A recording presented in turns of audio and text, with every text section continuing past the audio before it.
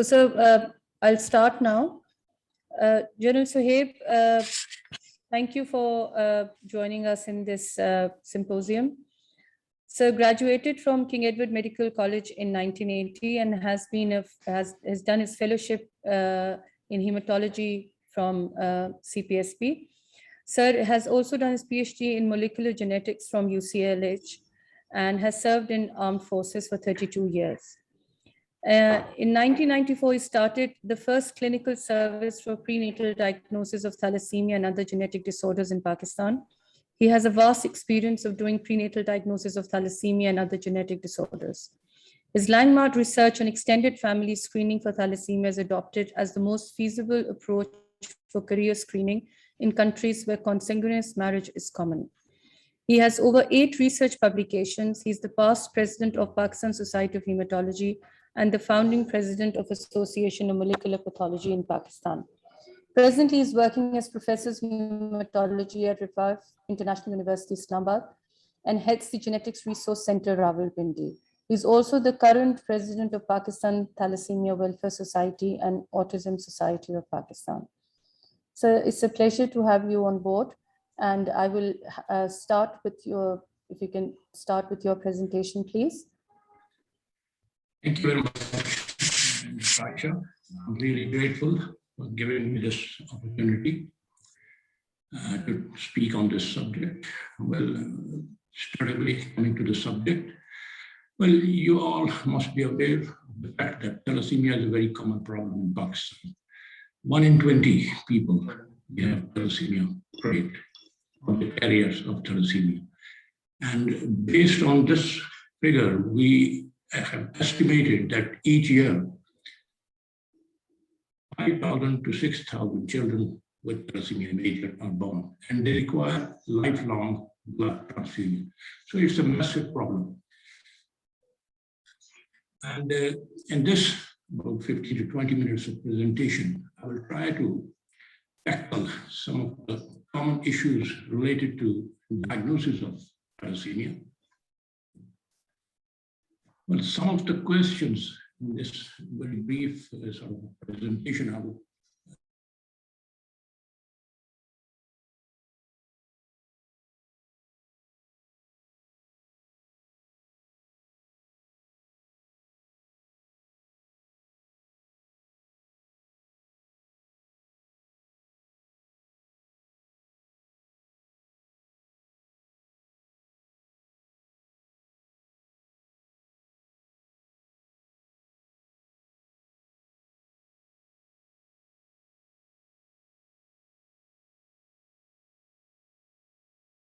be a carrier or not. And finally, I think if you're an obstetrician or if you're a parent of a child with thalassemia, woman who's carrying this fetus would like to know that is that fetus after birth would have thalassemia major or not. So these are some of the burning questions, and let's take them one by one. A child who develops pallor, progressive pallor in early months of life, usually after 3 months of birth, and that progressive pallor keeps on growing. And as a result of that, the child sometimes becomes irritable, has frequent loose motions or respiratory tract infections. And that child, the pediatrician or the GP who's dealing with such a child would certainly like to know. In the differential diagnosis, they usually keep thalassemia major on the list. Well, diagnosing such a condition, I think it's not difficult. It's a straightforward diagnosis, keeping in view the history and physical examination. And the first thing that you would like to know is blood counts in this child. And generally, in thalassemia major, there is a severe hypochronic and microcytic anemia. And the peripheral blood contains a large number of nucleated red cells. And the red cell breakdown is so typical that you can't really make a mistake in diagnosing thalassemia major. And if you want to confirm that, then you have to do hemoglobin electrophoresis or HPLC to know the amount of hemoglobin F that circulates in blood. And sometimes you also have to perform some certain other related investigations like sickling tests or things like that. And ultimately, sometimes you also have to resort to PCR. Well, this is the typical appearance of the peripheral blood red cell breakdown. You can see that almost every broken type of red cell that can be seen. There's severe anisopoikilocytosis in the smear and numerous nucleated red blood cells, they can also be seen. And as you can see on your left side, that the PLC is generally high. It's usually because of the presence of a large number of nucleated red cells. And hemoglobin, it's fairly low. And MCV and MCH, they are also low. And such type of picture you can also have in severe iron deficiency. But in thalassemia, generally, you tend to have a lot of anisopoikilocytosis, and then at the same time, the nucleated red cells, they also differentiated from iron deficiency. But for confirmation of diagnosis, you like to know by hemoglobin electrophoresis or HPLC, the amount of hemoglobin F. And generally, in a typical thalassemia area, you have hemoglobin F amounting to about more than 95%. Another fairly common problem is that once the child presents, and instead of making a diagnosis, many times people like to get a blood transfusion. And this is from where the confusion starts. If you give repeatedly blood transfusions to a child who has thalassemia, then rest assured that the hematological picture of such a child can become completely normal. Apart from the fact that the child has severe anemia, but you won't be able to see hypochromic microcytic red cells or raised hemoglobin F. Now, in such a situation, sometimes people jump on doing PCR for thalassemia. Well, short of PCR, I think there is a very simple investigation that can be done to come to a conclusive diagnosis. Now, if you see in this particular example, there is a child who's repeatedly getting blood transfusions. Hemoglobin is 6.7 grams, MCV and MCH is sort of in the lower range, but you can also say that this is closer to normal, and hemoglobin F is 3.4%. Now, would you suspect thalassemia in this hematological picture? Unless you know that this child has been getting repeated blood transfusion, it's very difficult to say that this is thalassemia major. But if you do the hematological blood counts in the parents of such a child, you can see that the father has got hemoglobin in the normal range, and similarly, the mother also has hemoglobin slightly on the lower side. But MCV and MCH in both of the parents is very low. This is typical of thalassemia trait. So if you have a child who has chronic transfusion-dependent anemia, and if you see that the hematological picture is not really going in favor of thalassemia major, then by doing the simple blood counts in the parents, you can make a diagnosis of thalassemia major without resorting to expensive genetic testing.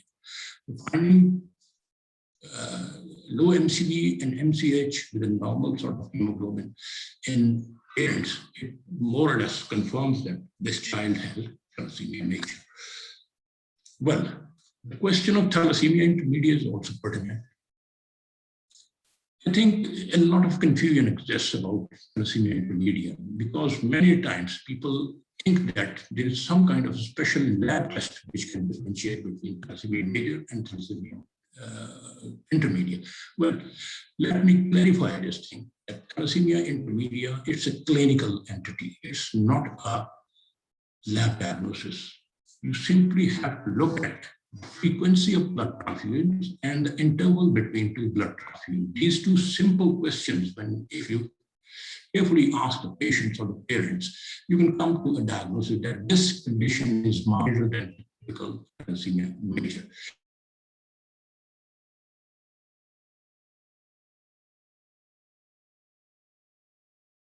Lies on one hand thalassemia major and on the other hand thalassemia minor. and it tends to differ in different patients. Another important thing that with the passage of time, more or less all patients with thalassemia intermedia, this severity starts increasing as this means in life. And ultimately, most thalassemia intermedia patients, they all start behaving as thalassemia major in later life. No specific lab test can differentiate between TI and TM, thalassemia intermedia and thalassemia major. It's simple clinical history taking which can differentiate between the two conditions. The genetic basis of thalassemia intermedia is fairly complex. I think it is not appropriate to go into the details over here because time is short. But we can make a prospective diagnosis of thalassemia intermedia by doing genetic analysis. Well, these days, a lot of confusion exists that many of the patients with thalassemia, they have been given hydroxyurea treatment, and some or the other, a lot of confusion exists amongst pediatricians, hematologists, and so on and so forth, that it should hydroxyurea be given, and if at all it has to be given, then they like to get the mutation analysis done in these patients. Well, to my way of thinking, I think hydroxyurea is effective in thalassemia intermedia and not in thalassemia major, number one. And secondly, you don't need to do expensive genetic testing or selecting those patients who would respond to hydroxyurea. Well, coming to another important question, am I a carrier of thalassemia or not? Before marriage, if there is a person who wants to know that whether he or she is having the gene for thalassemia, I think one needs to be aware of the simple and effective tests or the strategies which are available for identification of such individuals. Well, let me start by saying that 90% of the thalassemia carriers in Pakistan, they have a very typical appearance. Their hemoglobin tends to be within the normal range, and their MCV and MCH is very low, and their hemoglobin A2 level is more than 4%. This is what you see in 90% of the patients, but about 10% of the patients who have atypical features in which all of these or any of the features that I have just described may not be present. Silent beta thalassemia trait, this is a very, very sort of interesting entity that exists in population in which there is completely normal hematological blood picture. Even hemoglobin A2 is not high. A combination of silent carrier with a typical thalassemia trait can produce children having thalassemia, which is transient dependent. Coexisting beta thalassemia trait and alpha thalassemia trait, this is another very confusing situation. Well, then sometimes beta thalassemia can exist with other normal hemoglobins, and iron deficiencies, some of the other, can also interfere with diagnosis of thalassemia. Screening tests, of course, includes simple blood types. MCV equal to or less than 75, and MCH equal to or less than 25. This is where your suspicion should start. Any person who has hematological picture in this range should be tested for thalassemia because it's such a common problem. And definitive test is hemoglobin A2 estimation, which can be done by electrophoresis or by HPLC. More than 4% level of hemoglobin A2 is almost certainly associated with thalassemia minor. Confirmatory tests sometimes, please remember, sometimes may be required by doing genetic testing. PCR may be required, especially for silent carriers, because they don't have any of the features suggestive of thalassemia trait, and we have to resort to PCR, but not in all patients.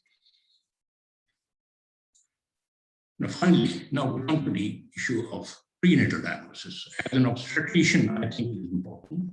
And then if you're a parent of a child with thalassemia major, then you perhaps would like to know that whether upcoming child or during pregnancy, whether the fetus has thalassemia major or not. That's the question, I think. In a couple at risk is the one in which both of the parents are carriers. During pregnancy, in early pregnancy, in fact, after about 10 or 11 weeks of pregnancy, we can take a sample from the fetus, and in the lab, we can test for doing genetic analysis. And if by testing, we come to know that the fetus is normal, or at least is a carrier of thalassemia, then we don't do anything. We reassure the parents And when the child is born, it would not have thalassemia major. But on the other hand, if the fetus is found to be affected or has homozygous thalassemia variant or mutation, then we give the parents a choice, whether to accept that child as thalassemia major and treat it, and the other possibility is that they can get the pregnancy terminated. But here, I would like to express my views that termination of pregnancy is the parents' own right. Whether they accept it or not, it's their own choice. I think obstetricians or physicians, they don't have a right to actually implement that decision. That sometimes they get angry that why did you get this test done if you were not willing for termination of pregnancy? Well, this is something I think which is from the genetic counseling point of view is important. Then we have to do this prenatal diagnosis in every subsequent pregnancy if you want to get rid of children having thalassemia major. Termination of pregnancy, I think it's a very relevant and pertinent issue. I was doing my PhD in London, and my supervisor, Professor Bilal, she used to have lengthy discussions with me that when you go back to Pakistan, you'll have issues with termination of pregnancy because Pakistan is settled in Britain. They really have issues with termination of pregnancy. Well, I also had apprehensions in 1994 when we started this service for prenatal diagnosis. I know Dr. Yasmin Rashid and myself, we started this service. The first issue that we were anticipating that would become a problem for us in this rather Muslim, predominantly Muslim population would be termination of pregnancy. In fact, my mother, she questioned that the kind of work that you're going to start is questionable. Will you please get an opinion from a religious scholar? So I contacted Maulana Taqi Usmani and I wrote a detailed letter, and fortunately he gave a very comprehensive answer. And fatwa is available now. He said that if we do the test before 16 weeks or 17 weeks of gestation, number one. Secondly, if you terminate the pregnancy for a disorder which is very severe, and we consider that thalassemia and the other genetic disorder which are not compatible with life, they are severe enough to justify termination of pregnancy. And third thing that he suggested was that the report given should be by an honest physician. So these three conditions, if they are fulfilled, then termination of pregnancy is acceptable and Islam allowed that. And this is what we have actually observed in our population. More than 90% of the women who were given the diagnosis of fetus affected by thalassemia major, they actually opted for termination of pregnancy. So this has never been a big issue for us. Embryonic villus sampling, it's a very simple procedure, just a 10-minute procedure. Can be performed under local anesthesia through abdomen, a needle inserted, while you're observing it under the ultrasound, and in just 10 minutes under local anesthesia, you can take sample. It's very simple and straightforward and safe procedure. The chances of miscarriage with this procedure, well, they are operator dependent.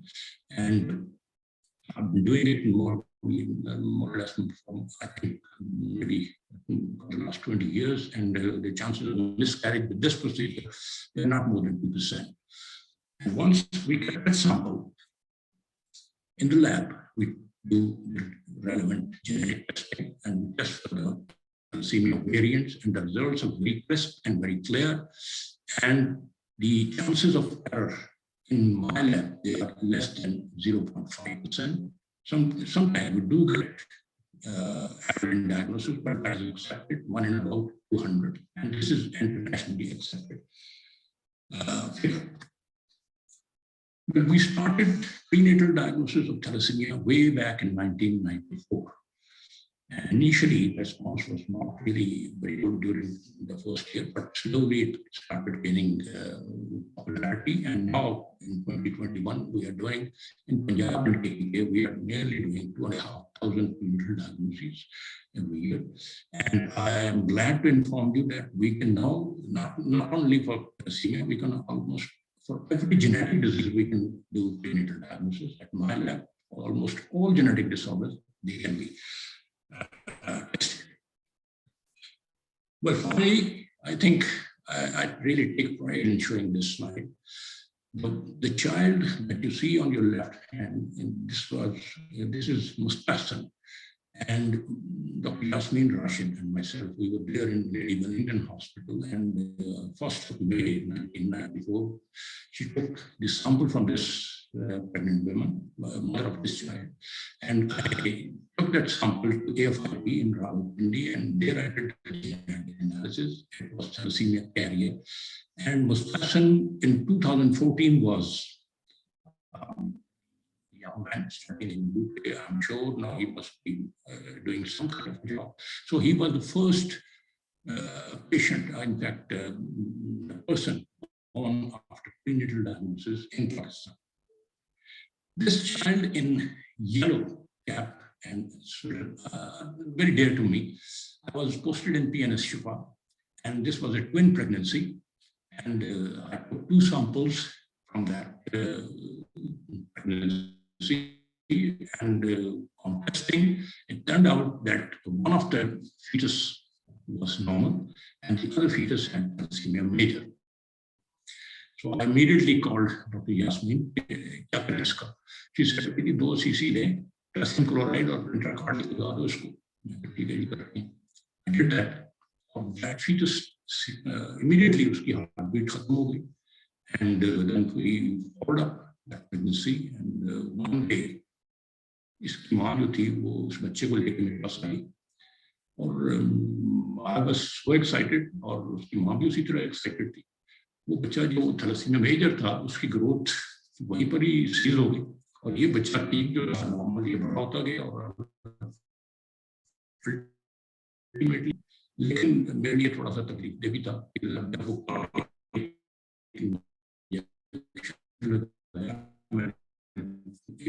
मुझे काफी तरह तकलीफ हुई कि ये ऐसा काम किया, लेकिन बार करना पड़ता है कई दफा. We have to do this. तो अल्टीमेटली अब डॉक्टर यास्मीन काफी इसके और भी ट्विन प्रेगनेंसी है, इसमें डिस्कॉर्डेंट रिजल्ट्स होते हैं. दे सिलेक्टेड फीटस है, one of the recognised procedure.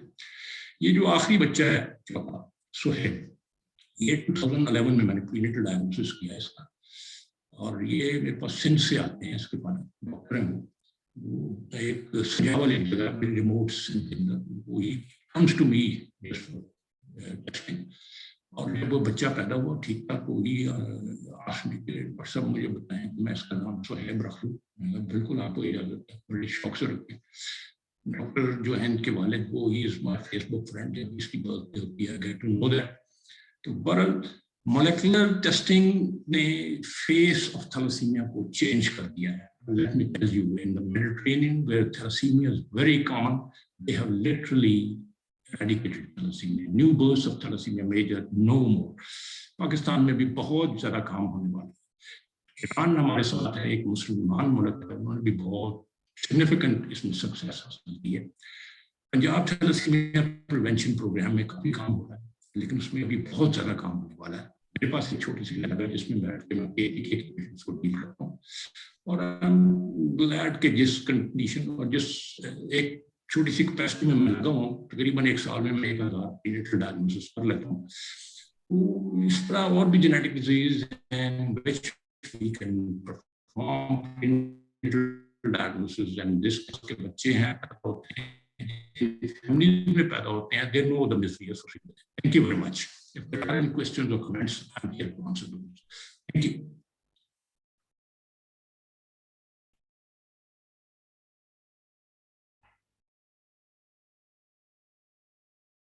Doctor Ayesha आप पहले चली गई हैं.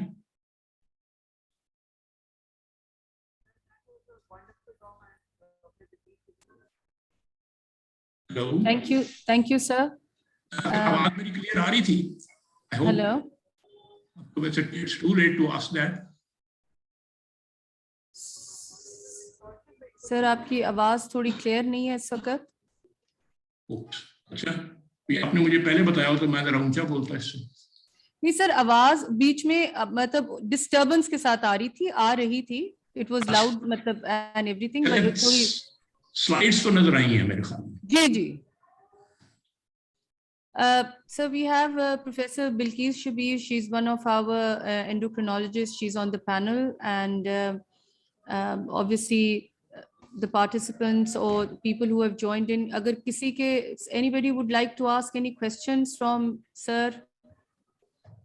Anybody would like to say something or would like to ask more?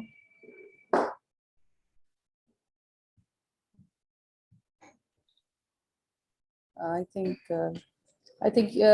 The presentation was excellent and was very well explained. Thank you. Thank you, sir. So we move on to our next presenter. So our next presenter is Dr. Talha Munir. He's a hematologist, is a consultant hematologist at Leeds Teaching Hospital, England. And he would be